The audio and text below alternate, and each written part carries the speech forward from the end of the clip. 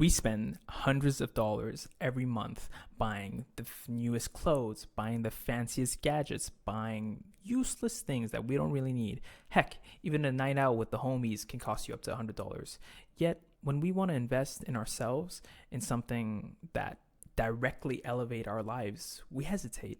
We refuse. Your significant other is someone who can motivate you, who energizes you, who will lift you up without even trying. They're life's hack that can work for you or against you. And if I told you you could spend $35 an hour a week, could literally change your life, could make you reach that life hack status faster, could directly impact your life, would you still be asking the question? Hey guys, what's up? My name's Othman. I'm 20 years old. I've been using dating apps for a couple years now. Long time, have a lot of experience on them. I've been on like the three big ones: Hinge, Bumble, Tinder, and like a couple side ones like Badoo and Plenty of Fish, even Coffee Meets Bagel. So you can say, suffice to say, like I have a bit of experience on this. And in this video, my intention is to go through why I think Hinge is the superior option, between all the big three, and why their premium plan is actually worth it compared to other plans. And lastly, I'll just go over how to maximize your chances once you purchase the premium version, and I'll give you some tips and tricks. If you don't really care about that, and you don't care about why Hinge is superior, and you just want to go to the tips and tricks, which is useful for all people, you can just skip to that part. I'll put a little point in the timeline and you can skip there and review. So in this video, I'll only be reviewing the big three: Hinge, Bumble, and Tinder. Just note that the price varies from region to region, and it can even vary on what month you're buying the subscription at. So take these prices with a grain of salt. It might be different from where you're watching this video, but yeah. So to start, Hinge is around $35 for Hinge X. Bumble Premium is at around, they're all kind of close by the same price. In the grand scheme of things, it doesn't really matter. Like $5 difference doesn't really matter. So for the sake of pricing, don't look at it too much. Now let's talk about what are the actual differences between the premium apps. All of them allow unlimited swipes or likes. Bumble has super swipes. Hinge has roses. Tinder Platinum has super likes. They don't work. For the girl you're trying to match with, or guy that you're trying to match with, that you're sending the super like to or rose to, they already get inundated with these. They're not going to make a difference. That's not how you're going to stand out. Don't spend your money on this. There's no benefit to them either. So Bumble Premium allows you to their special feature, well, I guess that's also in Tinder, and Hinge doesn't have this, but both of these apps allow you to see who's already matched with you and if you want to match with them. That's kind of useless if you've clicked on this video, because I'm assuming you're clicking on this video because you're wondering, oh, I'm not getting that many matches and I want to start getting more matches, so should I upgrade? That portion of the upgrade is kind of useless for Tinder and Bumble, because if you're the type of person that you're getting so many matches that you need to choose, oh my god, who should I select? Oh, I want to see who's in my beeline, who's in my match history, then you don't need to watch this video. You are more than successful. You are in the 99 percentile. This video is not for you. All three apps, once you buy the premium version, have a boost version where they put your profile ahead. Tinder Platinum, their boost puts you at the top of the ladder for the next couple of hours, and Bumble's boost does the same thing. It shows your profile at the top of the people swiping. Now Hinge, which I prefer, what they do is every like you send now is at the top of the guy's profile.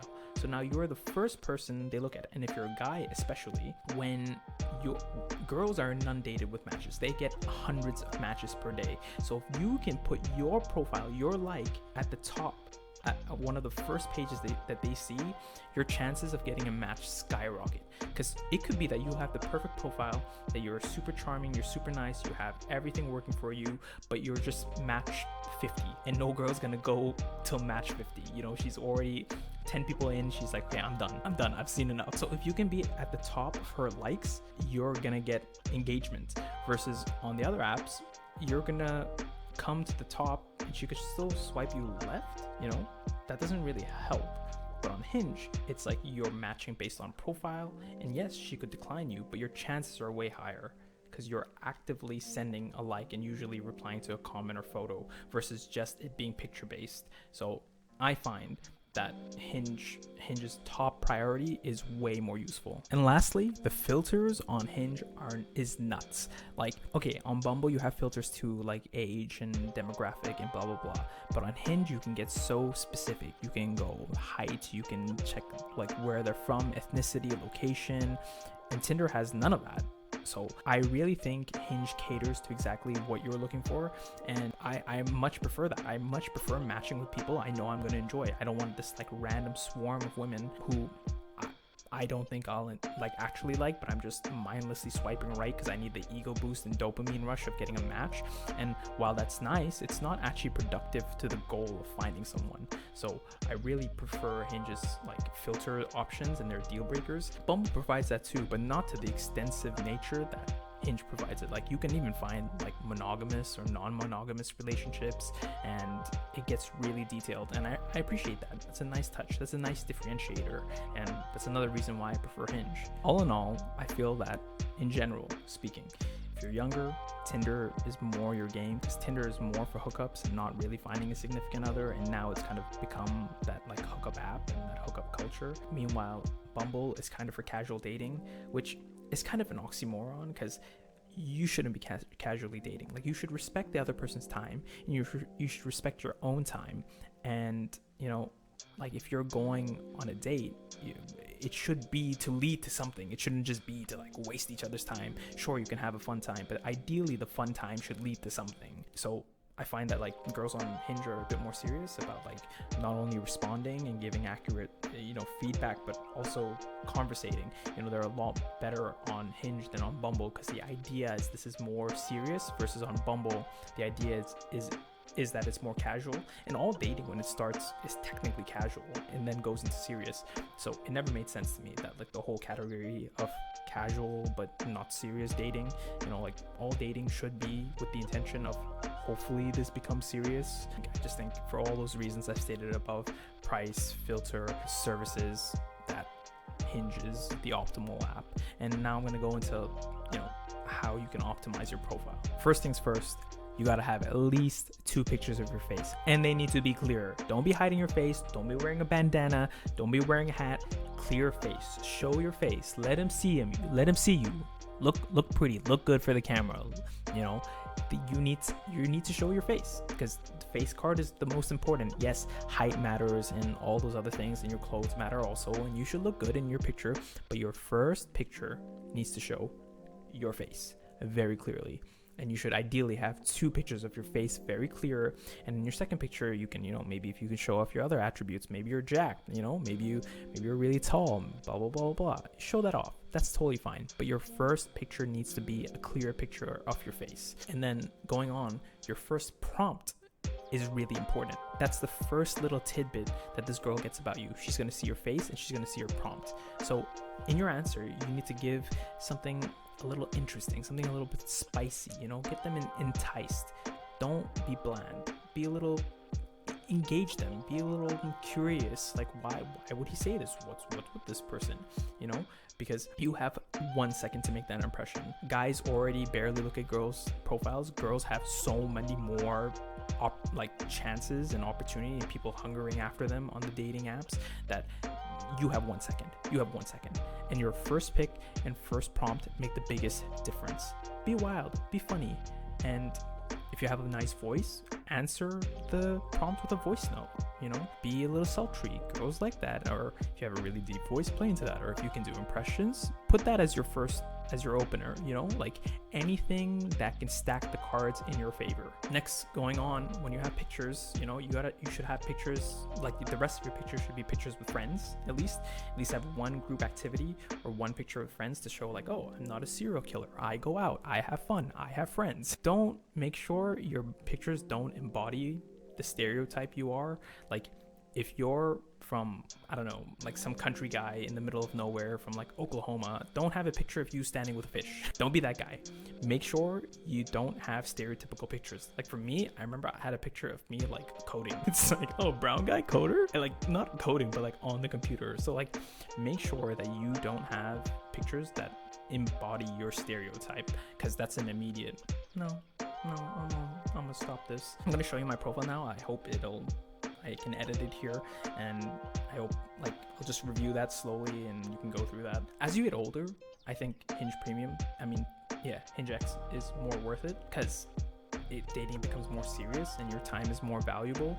And so I think as you get older, it's like more important to buy the premium version. Lastly, you can optimize for your preferences, and I really suggest you do. I really suggest if you paid for the premium version that you don't just like swipe on anybody.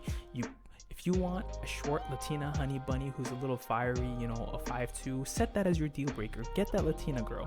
If you want a cute Asian mommy to, you know, dominate you, put that as your preferences. Don't have a famine mentality. Have a feast mentality. There's more than enough out there. There's more than enough girls that will match your criteria.